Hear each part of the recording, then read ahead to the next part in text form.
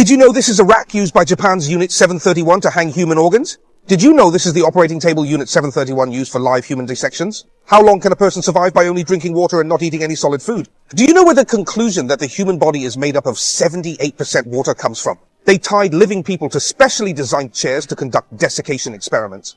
In a sealed space, they used high-temperature steam to continuously steam them for 15 hours until the person was steamed to death and completely dried out. Then, just like weighing cargo, they weighed the bodies and ultimately concluded that the water content in the human body is 78%. They locked a mother and her child in a sealed room, then continuously heated the floor. They just wanted to see if, when the floor became hot enough, the mother would step on her child in order to save herself. But how could these beasts possibly understand what a mother's love is? Until her very last breath, the mother still held her child high above her. Did you know? The victims here had no names. They were all uniformly referred to as manuda, a word that originally meant raw timber. In their eyes, these living, breathing lives simply did not exist. They could be disposed of at will.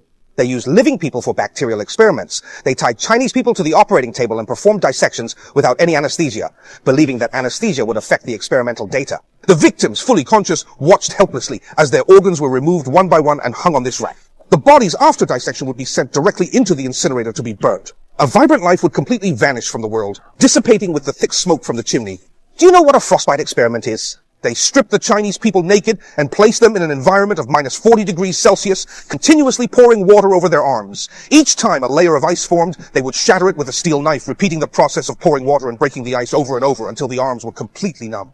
Only then did they consider the experimental conditions met. Then they would bring them indoors and directly immerse their arms in hot water. With a gentle pull, the experimenter would instantly tear off an entire piece of skin and flesh. After repeated experiments, they concluded that the best temperature to treat frostbite is 37 degrees Celsius. So, if anyone ever tells me how good Japanese frostbite ointment is, I will absolutely lose it with them. Unit 731 was a state-level crime, and the members of Unit 731 in the laboratory were nothing but beasts in human skin. And the leader of these beasts was him, Shiro Ishii. From 1937 to 1945, over the course of 8 years, they conducted inhumane experiments on the Chinese people. He obtained more than 200 patents through his research here. But do you know something? Behind him stood the countless vibrant lives of our compatriots.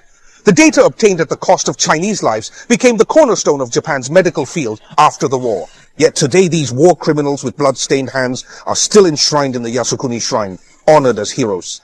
What we discuss here today is not to hold on to hatred. The scars on this land will forever remind us. Peace is never a given, and dignity must be defended by ourselves. Only by remembering history can we let the departed rest in peace and the living move forward.